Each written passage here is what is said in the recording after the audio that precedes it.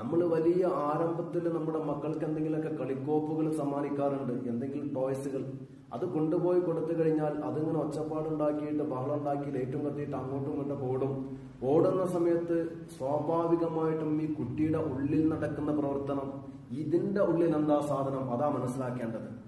അങ്ങനെ നമ്മൾ കളിക്കോപ്പ് കൊടുത്താൽ രണ്ടാമത്തെ ദിവസം തന്നെ അതിന് ഓപ്പറേഷൻ ചെയ്തിട്ട് അതിന്റെ വൃക്ക വേറെ, പതിര് വേറെ, കുടല് വേറെ ആക്കിയിട്ട് വെക്കുന്ന നമ്മുടെ മക്കളുണ്ടാവും.